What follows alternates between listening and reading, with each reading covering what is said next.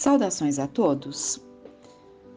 Vamos buscar no Evangelho segundo o Espiritismo o tema para nossa reflexão, causas atuais das aflições, né? Encontramos esse tema no capítulo 5º, Bem-aventurados os aflitos, em que Kardec vai nos trazer um estudo baseado nos conhecimentos trazidos pelos espíritos superiores sobre as aflições que vivemos na nossa vida atual, né? Porque nós sabemos que, evidentemente, trazemos de um passado muitas coisas ainda a serem trabalhadas, ainda a serem reajustadas, mas há muitas situações que são consequência do nosso hoje, né? E esse tema é muito bem trabalhado aqui no item 4º. Então vamos lá. As vicissitudes da vida são de duas espécies, ou, se quisermos, têm duas origens bem diversas, que importa distinguir. Umas têm a sua causa na vida presente, outras fora desta vida. Remontando à fonte dos males terrenos, reconhece-se que muitos são a consequência natural do caráter e da conduta daqueles que o sofrem. Quantos homens caem por sua própria culpa? Quantos são vítimas de sua imprevidência, de seu orgulho e de sua ambição? Quantas pessoas arruinadas por falta de ordem, de perseverança, por mau comportamento ou por não terem limitado seus desejos. Só esse parágrafo, esses 2 parágrafos, já dá para nós nos aprofundarmos, né, nesse conhecimento, no sentido de que quantas situações que nós passamos, tantas aflições, tantas consequências que nos alcançam, que se nós pararmos e tivermos ali uma maturidade, deixaremos de culpar a Deus, né? Deixaremos de nos acharmos aí vítima de tudo e perceberemos que nós somos os responsáveis por determinadas circunstâncias, aliás, por determinadas consequências que estão nos alcançando. Uma dessas é muito importante que ele coloca aqui, por não terem limitado os seus desejos. Então, quantas vezes nós não temos um controle, não temos um limite nos nossos desejos, entendemos que se desejamos temos que buscar, né? Temos que adquirir, né? E assim vai. E esse desejo vai tanto para objetos quanto para pessoas, né? E podemos não ter ali limites ao investirmos em determinada pessoa, desejando a qualquer custo, a qualquer preço, né? Assim como um objeto também que não está dentro das nossas condições e desejamos e entendemos que devemos satisfazer os nossos desejos, quando justamente temos que aprender a limitar, né? Essa é a grande sabedoria da vida, saber limitar, e mais sábio ainda é aquele que tem condições, tem facilidades, mas assim mesmo coloca um limite nos seus desejos. Essa é a verdadeira sabedoria, né? E é colocado aqui, quantos que caem por sua própria culpa, vítimas da própria imprevidência, do próprio orgulho, da própria ambição, né? Então, tudo isso já faz com que entendamos que somos muito presos ainda a uma tola vaidade, como é dito aqui. Olha, quantos pais infelizes com os filhos por não terem combatido as suas más tendências desde o princípio, por fraqueza ou indiferença. São duas situações, indiferença e fraqueza. Então, por fraqueza ou indiferença, deixaram que se desenvolvessem neles os germes do orgulho, do egoísmo e da tola vaidade que ressecam o coração. Então, são aí apontamentos, né, que nos devem levar a refletir, né?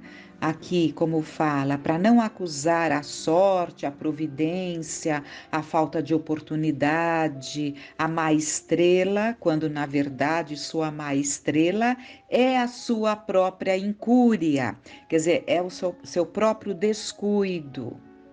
Os males dessa espécie constituem seguramente um número considerável das vicissitudes da vida. Então, teríamos uma vida muito mais plena, né, se não nos enveredássemos por esses caminhos. O homem os evitará quando trabalhar para o seu adiantamento moral e intelectual. E nesse trabalho, né, que é o objetivo, o nosso aprimoramento moral e intelectual, vamos abrir um pouco, novamente aí, tentando ampliar um pouco os nossos conhecimentos dentro da psicologia, que nos são trazidos, né, por esses excelentes livros. Estamos vendo agora o Espelhos da Alma, né, uma jornada terapêutica. É do Núcleo de Estudos Psicológicos da Joana de Ângeles. E nós vamos ver aqui um ponto muito importante que vai se casar com o que falamos aqui nesse texto até agora, né? Por quê? Se temos essa consciência de que temos que estar atentos, né? Para não cairmos nas imprevidências, nos descuidos, né? Nos desejos ilimitados, é preciso que, junto a isso, entendamos que nós somos seres ainda imperfeitos. Daí, essas dificuldades que encontramos, né? Então, vamos ver aqui o que nos cabe, então, diante dessa constatação de que somos imperfeitos, né? Alguém poderia crer que nos resta viver... E o que nos cabe, então?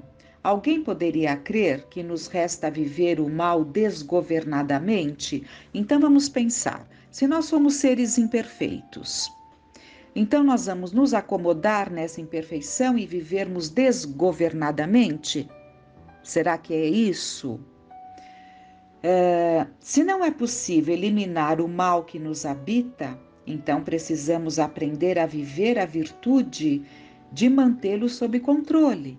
Então, a partir do momento que reconhecemos, né, e devemos reconhecer, porque é fato, que somos seres em construção, ainda imperfeitos, aliás, muito imperfeitos ainda, mas é preciso que trabalhemos, né, para ter o controle deste mal que ainda habita em nós. Para alguns, isso pode parecer pouco, mas para todo aquele que já mergulhou minimamente nos textos psicológicos e espíritas, é possível entender que essa é uma grande e importantíssima etapa evolutiva, manter o mal que habita em nós disciplinado. Muito importante, porque alguns preferem ainda acreditar na própria máscara, né? E se sentem, podemos nos sentir ali muito bondosos, né? Tudo aquilo que nós aparentamos pela maneira como nos comportamos diante do outro, nos satisfaz e passamos a acreditar nessas máscaras e fica muito confortável, né? Achando até que já vencemos o mal que há em nós, porque acreditamos na nossa bondade, né? Mas, como estamos vendo aqui, é muito melhor, né, nos analisarmos verdadeiramente e percebermos que o mal habita em nós e que buscar ter controle sobre esse mal é um grande passo. Ainda somos criaturas agressivas, vingativas, raivosas e medrosas. Temos ciúme, inveja, maledicência impetuosidade, egocentrismo e tantas outras características humanas. Mas o que nos difere intimamente uns dos outros nesse nível de evolução é poder ter contato e consciência delas e as manter sob nosso controle, ou deixá-las assumir nossa conduta inadvertidamente. Então, nesse grau de experiência que vivemos ainda, o que vai diferir um do outro é o grau de controle. Cremos ingenuamente que para não sermos arrastados pelo mal, precisamos eliminá-lo de nossas vidas. Mas através dos estudos de Freud e Jung, descobrimos já há muito tempo que nossa humanidade não pode ser eliminada. E por isso só poderemos mantê-la controlada, não sermos tomados por ela desgovernadamente. Se tivermos consciência de tudo que vai ao nosso âmago. Então, se realmente percebermos tudo que está dentro de nós, né? Isso ainda que tem que ser trabalhado, burilado, diluído, trazendo coisas boas, né? E aos poucos irmos diluindo o mal que ainda habita em nós, né? Isso ajudará a termos um controle e não agirmos no mal desgovernadamente. Assim, por sabermos que não estamos na fase de superação do mal, pois que ainda não estamos nas moradas celestes, basta percebermos isso, né? E por compreender nossa inferioridade, entendemos que não é pouco em termos de evolução. Conseguir ter consciência do mal que habita em nós e trabalhá-lo constantemente. Então, não é só ter consciência, é ter consciência e trabalhar constantemente. Se para uma criança em processo de aprendizagem, ainda com condutas inadequadas, jamais pensaremos na sua pena de morte como solução para seu comportamento, como poderemos pensar isso a respeito de nossa alma infantil em relação à vida? Porque em termos de evolução, nós ainda somos muito imaturos, né? Somos ainda crianças em termos de evolução, né? Querer destruir o sujeito problema é uma tentativa vã de se livrar de um entrave, porém nunca um processo educativo de transformação moral. No caso do mal que há em nós, precisamos trazê-lo à consciência. Isso já temos analisado muito, trazer à consciência o mal que está lá dentro de nós. Conversar com ele, compreender seu sentido em nossa vida, orientá-lo, mantê-lo próximo de nossos olhos, para estarmos em constante controle, evitando desregramentos e piores consequências. Se o mal não perdeu seu reinado nos mundos de regeneração, o que está sendo dito aqui? Nós sabemos que no mundo de regeneração, o que é um mundo de regeneração? Nós vivemos há muito num mundo de provas e expiações, em transição para um futuro mundo de regeneração, aonde ainda haverá o mal, mas haverá a predominância do bem, diferente do mundo de provas e expiações, em que predomina o mal, né? Então, voltando ao texto, se o mal não perdeu seu reinado nos mundos de regeneração, se ainda existe nos mundos felizes e se somente será eliminado por completo nos mundos celestes, não seria uma desumanidade querermos nos exigir tal façanha agora? Seria exatamente cobrar daquele menino do 5º ano do ensino fundamental que tem a mesma habilidade técnica de um profissional graduado. Compreender nosso contexto nos faz entender nosso chamado. Desejar evoluir é da lei, é necessário. Não podemos mais nos satisfazer com o mal. Entretanto, a forma como trilharemos esse percurso definirá se faremos uma caminhada segura e verdadeira ou mascarada e vazia. Então, o ponto é justamente esse. Porque enquanto nós não enfrentarmos verdadeiramente o que somos, nós caminharemos sim, mas num caminho mascarado e vazio. Entendemos que evoluir pressupõe saber. Entendemos que evoluir pressupõe saber, abre aspas, onde se está e para onde se vai. Fecha aspas. Então, é importante que saibamos, a doutrina sempre nos traz essa colocação, onde se está e para onde vamos. Ter consciência do seu ponto de partida, o nível evolutivo atual, para destinar-se à chegada, faz respeitar seu próprio tempo e trajeto adequados. O mundo e suas questões atuais se transformam em um espelho límpido, mostrando quem somos, de onde viemos e para onde vamos. Quem somos? Quem somos nós? Da onde viemos e para onde vamos? O convite para o autodescobrimento nunca se fez tão importante, nos possibilitando ser plenos em nossa pequenez, amando a nós mesmos e ao próximo como o Pai amoroso e bom faz conosco. Então é muito importante essa visão desse entendimento de que somos amados, né? Somos amados por Deus, que nos espera neste caminho, ensinado por Jesus, que nos levará a Ele, mas precisamos nos amar para chegar, para palmilharmos esse trajeto com segurança. E para nos amar, nós temos que nos libertar dos sentimentos de culpa.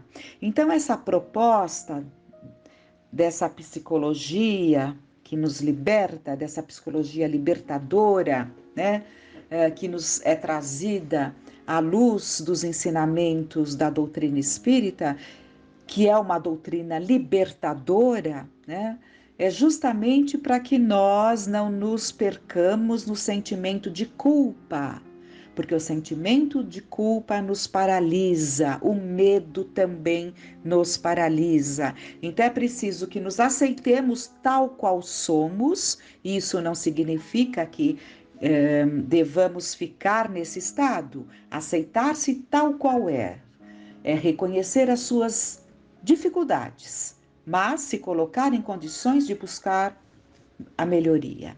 Este é o ponto, né? Ainda resta um tempinho, eu vou ler o rodapé, que é justamente um esclarecimento sobre o ponto que foi trazido. Sem dúvida, existem aqueles que não se creem portadores desse mal em si, né? Não foi dito que muitos não percebem o mal que há em si? Cabe apenas perguntar, então, se Deus errou ao colocá-los na Terra, já que essa é a característica do nosso orbe, o mundo inferior, né? Ou se reencarnar em condições tão positivas que a vida não colocou essas características à prova. Quando olhamos o delinquente, a prostituta ou aqueles outros vencidos pela inferioridade atroz e ficamos nos perguntando: será que se nós tivéssemos reencarnado na mesma condição, no mesmo contexto que eles, teríamos a mesma conduta que temos hoje?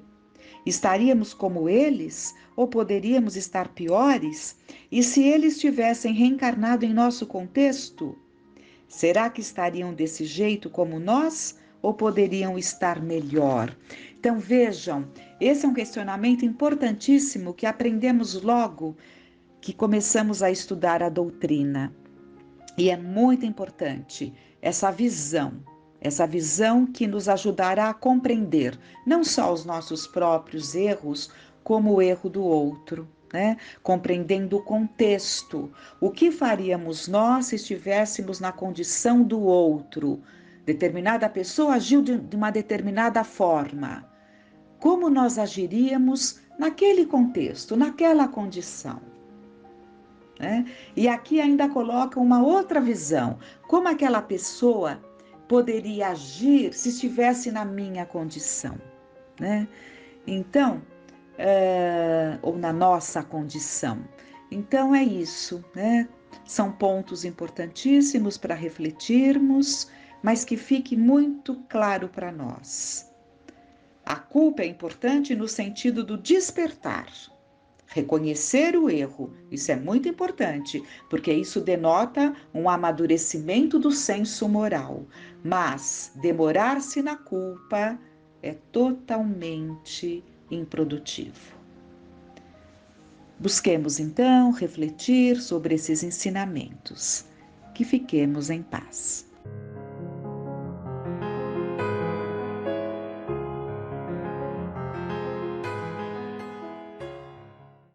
Olá pessoal, tudo bem? Vamos continuar o nosso estudo do livro Conviver e Melhorar, como relacionar-se harmonicamente com diferentes personalidades. Estamos na segunda parte, capítulo 35, a cura real. Mas felizes os vossos olhos, porque veem, e os vossos ouvidos, porque ouvem. Mateus 13,16. A grande maioria das pessoas dirige-se à casa espírita em busca de curas ou de algo que lhes seja concedido sem qualquer esforço. Poucas aí comparecem com o propósito sincero de renovar valores íntimos ou de aprimorar conhecimentos. Ao contrário, procuram sequiosas realizar seus caprichos e desejos imaturos. A excelência da lição espírita é ensinar o homem a restituir a si mesmo a harmonia espiritual perdida. Mostra-lhe que o sintoma é sempre um efeito exterior e que deve ir em busca do seu interior para dissolver a causa espiritual dos desajustes. Sabemos que o ser humano é uma unidade anímico-biológica inseparável, matéria e espírito, e que as enfermidades são manifestações mórbidas, cuja causa primeira repousa no mundo mental. Qualquer desarmonia interior transmitirá estados vibratórios deletérios que atacarão naturalmente o cosmo fisiológico.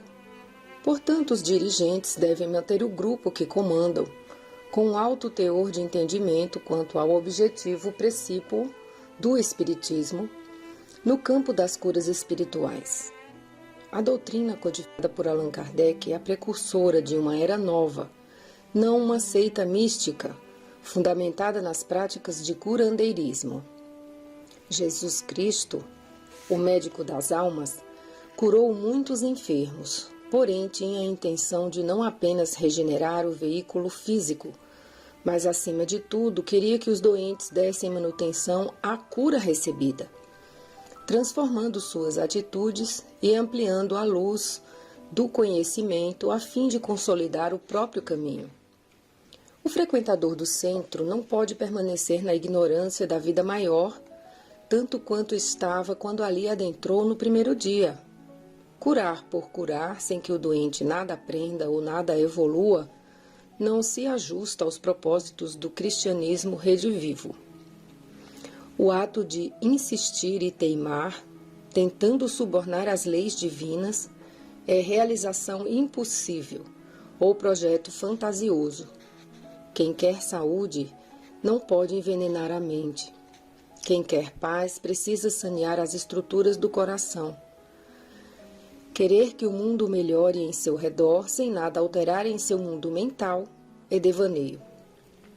Quem quer conquistar alguma coisa precisa dedicar-se a essa aquisição com denodo e determinação. São muitos os que buscam a alegria caminhando na direção contrária. Cabe, portanto, aos orientadores cristãos instruir e educar os aprendizes, não sustentar-lhes a amarga ilusão da cura sem renovação. Criaturas buscam com frequência médios e conselheiros para se esquivar da responsabilidade de agir por si mesmas, quando deviam trabalhar no sentido de suprimir os padrões negativos que cultivam na intimidade durante anos a fio. Muitos enfermos choram aflitos percorrendo inúmeros grupos de oração em busca de uma solução milagrosa, mas não cogitam em momento algum qualquer modificação em suas concepções acerca dos fundamentais valores da vida.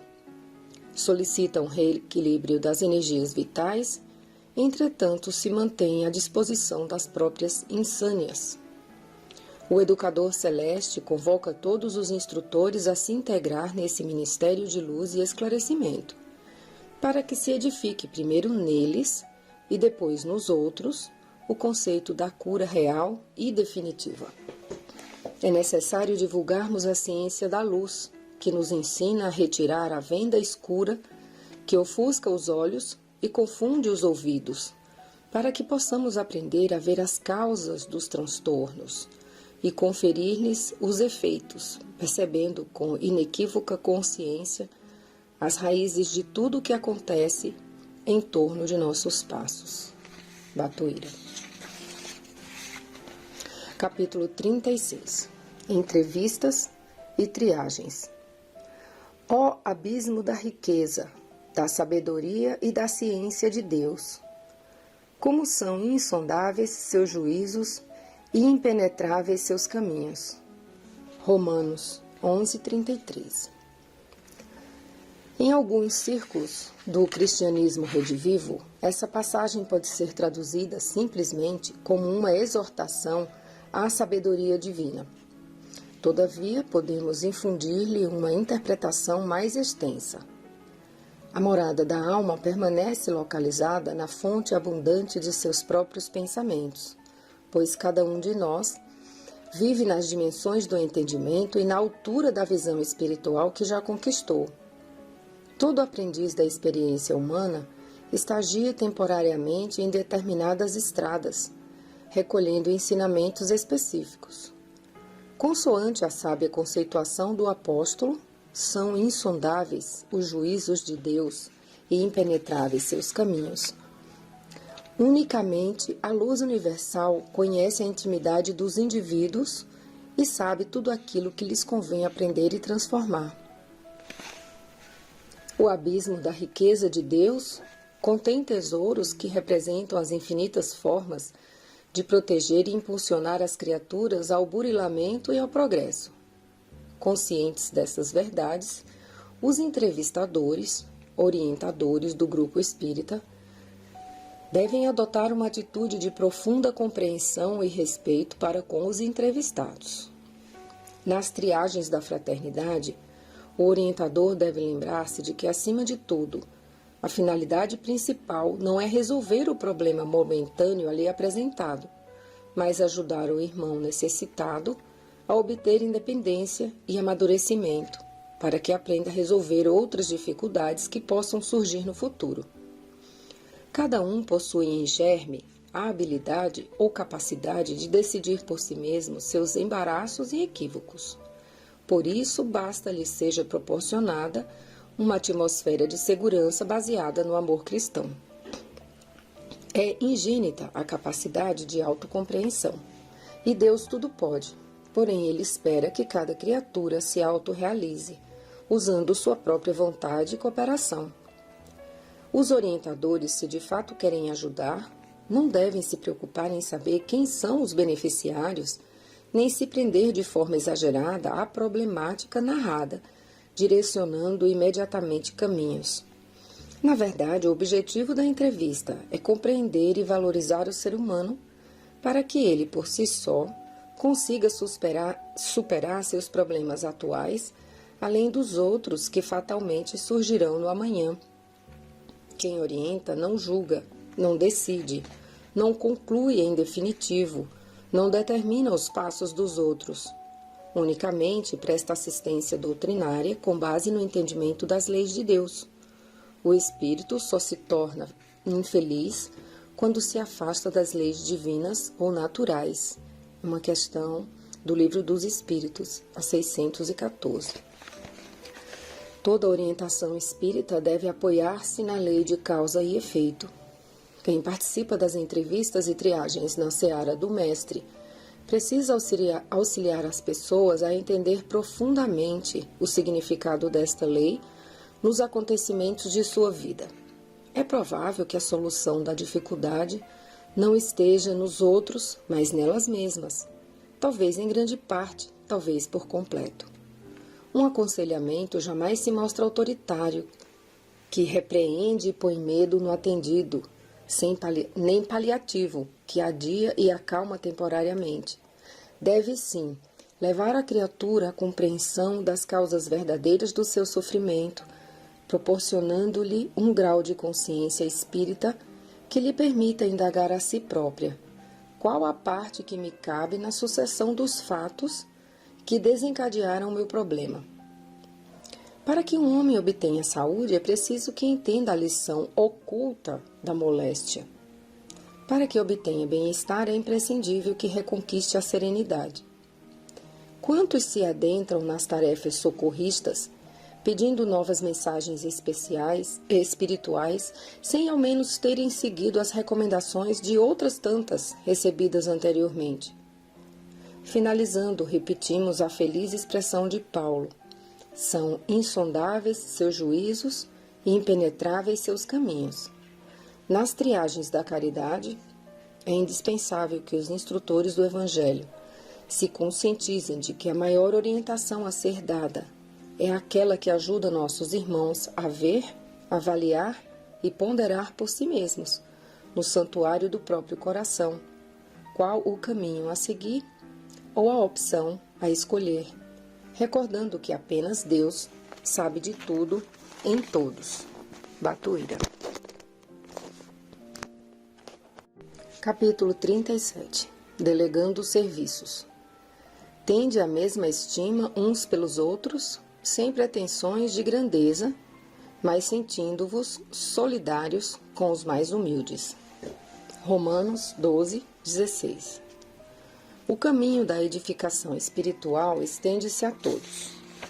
Na agremiação espírita, ninguém deve delegar tarefas com base apenas na erudição evangélica ou no título acadêmico de seus colaboradores. Uma estimativa unilateral pode ser ineficaz e infrutífera. É claro que, ao se candidatar ao serviço da luz, o servidor precisa se comprometer com a disciplina das emoções e com a firmeza nos ensinos do cristianismo redivivo, esforçando-se para viver Jesus dentro de si mesmo. Porém, tanto a perfeição plena como a imperfeição total não existem na esfera de ação em que progredimos. O iniciante, acusado por muitas pessoas como negligente e leviano, amanhã pode transformar-se em um cooperador dedicado, sustentando os alicerces da obra com esforço e muito empenho. O excesso de responsabilidades pode sobrecarregar o líder, levando-o a um desgaste energético desnecessário. Por isso, ele deve formar assistentes capazes de agir com segurança na construção da oficina cristã. A transferência de encargos, todavia, deve ser gradativa, pois é imprescindível que o dirigente elabore um plano de aprendizado ao novo cooperador, para formar ideia de como ele desempenhará seus novos deveres.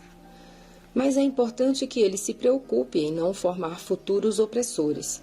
O poder, por menor que seja, sem sabedoria, cria a tirania. Quem nunca exerceu cargos de direção pode, por inexperiência ou motivos outros, extrapolar os limites de suas atribuições, visto que o perigo está nas paixões profundas do homem. Uma das responsabilidades do líder é estabelecer parâmetros para evitar esse comportamento inadequado de alguns colaboradores. É preciso que cada um possa exercer livremente as funções que lhe foram confiadas e respeite as dos outros, sem prejuízo, no entanto, da união de todos na ação grupal em benefício da causa espírita. Ainda examinando a questão, muitos orientadores, ao delegarem serviços, ficam obstinados, espreitando todos os detalhes, ou mesmo vigiando o aprendiz para verificar se este realiza as tarefas com exatidão. Ao agirem assim, criam grandes entraves a quem inicia, transmitindo-lhe receios e suspeitas quanto a seu modo de atuação. Se o principiante tem pouca experiência ou maturidade, os dirigentes podem monitorar sua atividade, não espreitá-lo constantemente. Na atribuição de tarefas, é preciso que elas sejam claramente definidas, pois se não estiverem explícitas, as chances de se chegar a um resultado positivo serão quase nulas. Quando se removem dúvidas e incertezas, as pessoas se sentem mais aptas e tranquilas para desempenhar suas funções. Diplomas e vassouras não estabelecem uma divergência humilhante, e sim ordem e distribuição de atividades coerentes para cooperadores diferentes. Por essa razão é que Paulo de Tarso foi categórico em dizer: tende a mesma estima uns pelos outros, sem pretensões de grandeza. Pois o mestre não se encontra tão somente nas tribunas, nos jornais ou nas salas de aula, mas acompanha com certeza os que servem um prato de sopa ou realizam os mais simples serviços de limpeza. Nos círculos de atuação que nos foi delegado, façamos o bem tanto quanto nos é possível, visto que o divino artesão espera que cumpramos a parte que nos cabe, executando a obra confiada em nossas mãos. Batuíra. Capítulo 38. Companheiros hipócritas. E ficaram de espreita. Enviaram espiões que se fingiram de justos para surpreendê-lo em alguma palavra sua. Lucas 20:20. Diz um antigo provérbio: não há nada de nobre em ser superior a outro homem. A verdadeira nobreza está em ser superior ao que eras anteriormente.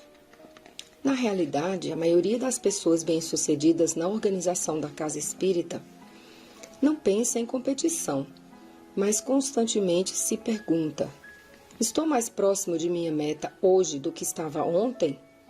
Estou melhorando? Como posso me aproximar de meus objetivos?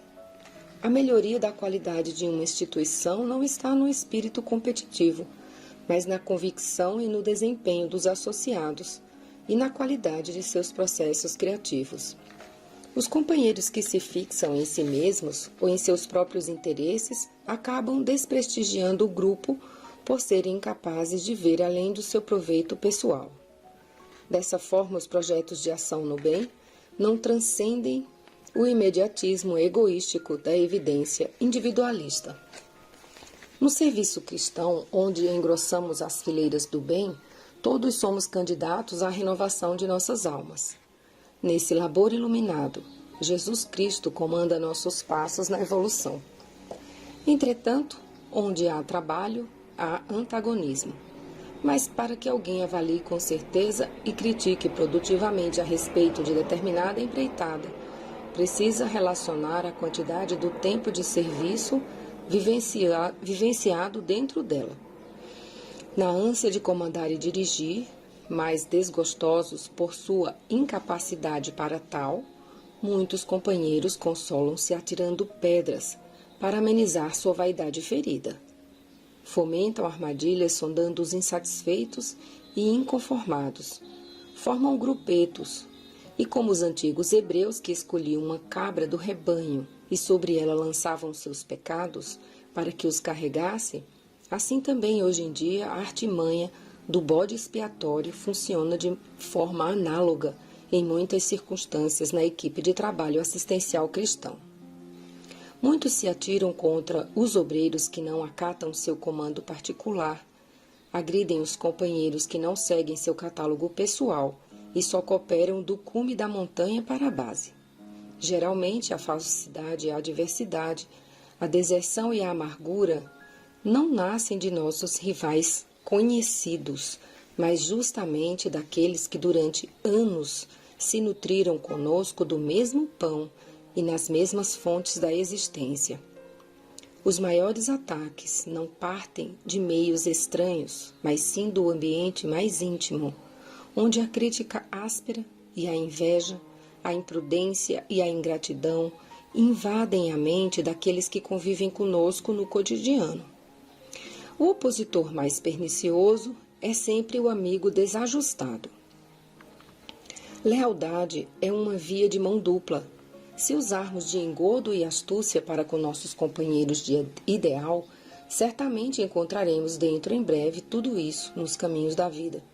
Não devemos estranhar o assédio desses irmãos transviados se planejamos perseverantemente servir na seara do Cristo.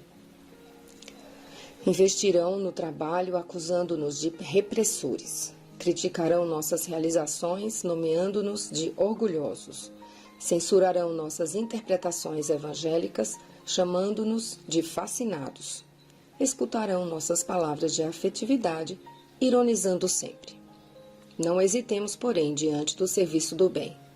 Mesmo entre vibrações antagônicas, continuemos a aperfeiçoar a qualidade do serviço, tomar iniciativa e estabelecer limites com responsabilidade.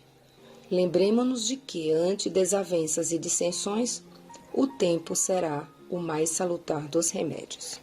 Batuíra. Uma boa semana a todos.